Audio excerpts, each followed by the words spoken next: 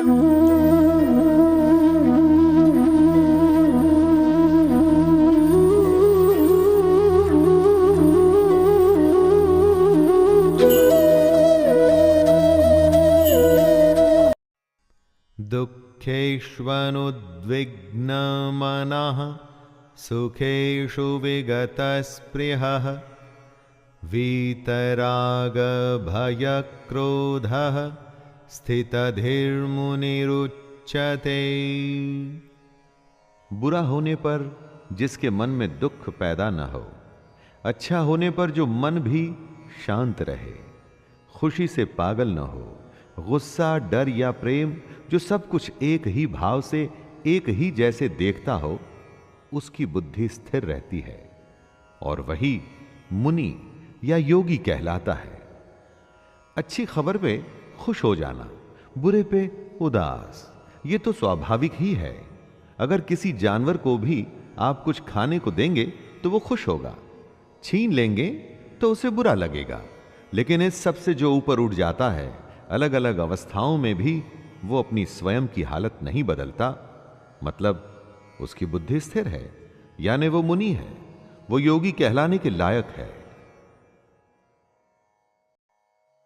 यह सर्वत्रानभिस्नेहस्तत् तत्प्राप्य शुभाशुभं नाभिनन्दति न द्वेष्टि तस्य प्रज्ञा प्रतिष्ठिता।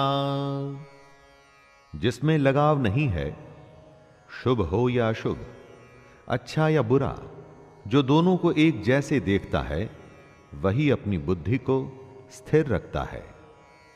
इस श्लोक में कृष्ण समझा रहे हैं कि किस तरह से अलग अलग हालत में खुद को, अपनी बुद्धि को स्थिर रखा जाए, कैसे संयम और धैर्य से हम अपने जीवन में अनुशासन ला सकते हैं, वरना चारों तरफ या तो दुख की हाहाकार होगी या खुशी से लोग झूम रहे होंगे।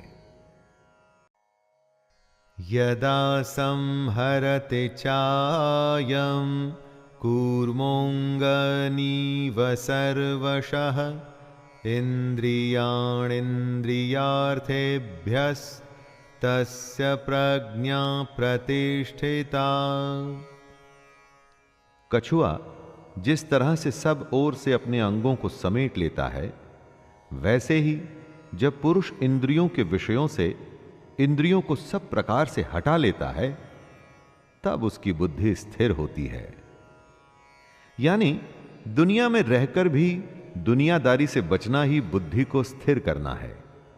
अगर किसी के सामने आप बहुत ही स्वादिष्ट खाना रखें तो क्या वो खुद को रोक पाएगा?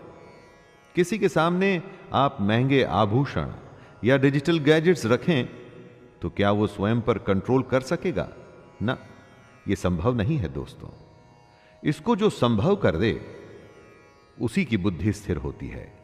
आप स्वयं पर आजमा के देखिए, अगर दुनिया की वस्तुएं आपको लुभा नहीं पाती तो आप अपनी बुद्धि को नियंत्रण में ले आएंगे।